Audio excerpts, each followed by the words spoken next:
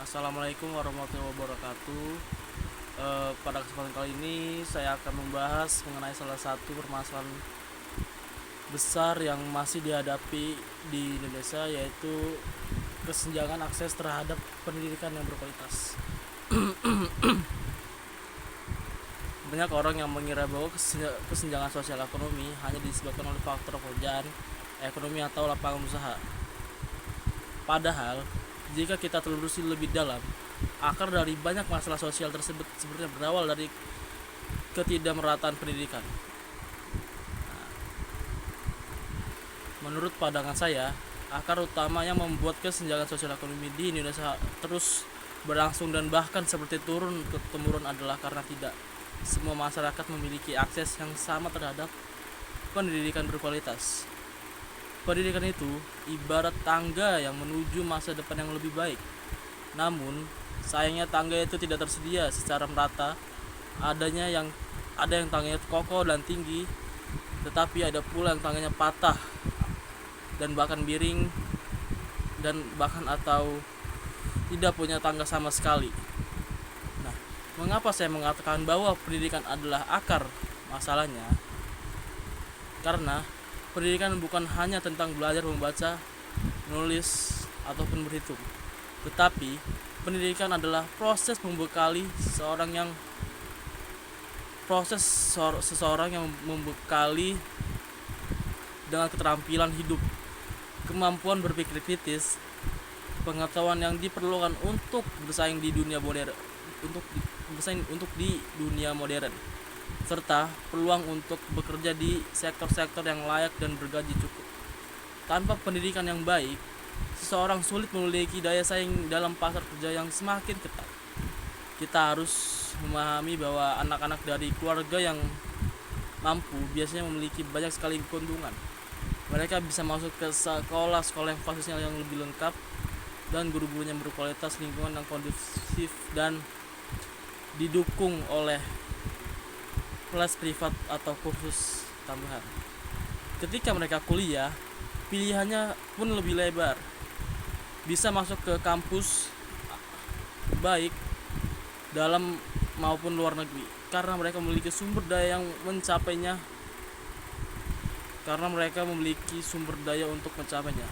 Sebaliknya, anak dari keluarga yang kurang mampu biasanya menghadapi situasi yang jauh berbeda. Mereka mungkin belajar di sekolah yang dengan fasilitas minim, ruang kelas yang rusak, hingga kurangnya buku-buku pelajaran di sekolahnya. Sehingga kualitas guru yang tidak merata, dalam beberapa kasus mereka bahkan harus menempuh jarak jauh berkilo-kilometer, berpindah antar desa, atau tidak memiliki akses internet yang memadai. Ketika dasar pendidikan mereka sudah lemah, peluang untuk mendapatkan pekerjaan yang layak pun semakin kecil.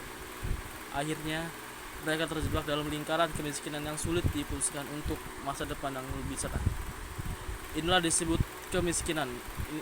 disebut kemiskinan lintas generasi, di mana kemiskinan ini diwariskan bukan karena malas, bukan karena kita tidak berusaha, tetapi karena sejak awal mereka tidak memiliki kesempatan yang sama dibanding anak-anak yang mampu itu. Sekarang mari kita lihat beberapa bukti nyata yang menunjukkan betapa besar ketimpangan pendidikan di Indonesia. Pertama, itu ada rasio Gini pendidikan. Jika Gini, rasio biasanya digunakan untuk mengukur ketimpangan pendapatan. Gini pendidikan mengukur ketimpangan dalam akses dan kualitas pendidikan.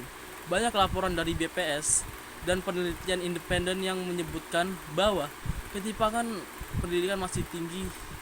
Sekolah-sekolah di perkotaan, terutama di pulau-pulau Jawa, cenderung memiliki infrastruktur yang jauh lebih baik dibanding sekolah-sekolah di wilayah-wilayah terpencil ataupun di pulau-pulau yang sangat jauh.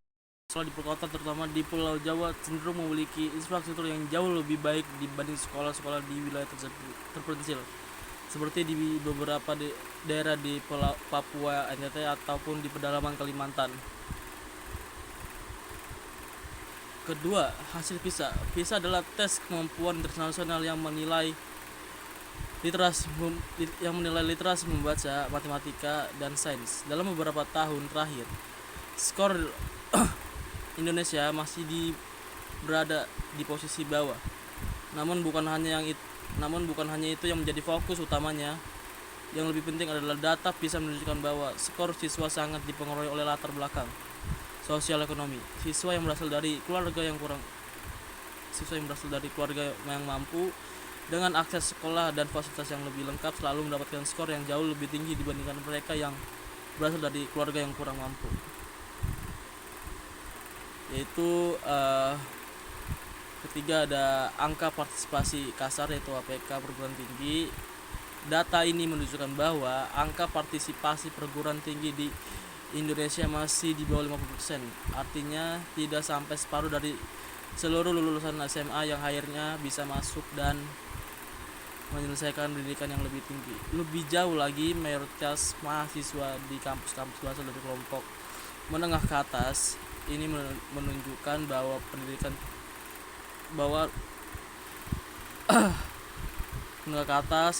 menunjukkan bahwa pendidikan tinggi masih menjadi kemewahan bagi sebagian kalangan, bukan hak universal.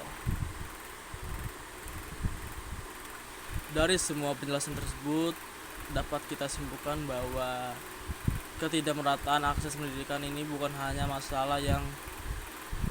menjadi masalah pendidikan saja, tetapi ini adalah masalah yang berdampak langsung pada ketimpangan ekonomi yang rendahnya kualitas tenaga kerja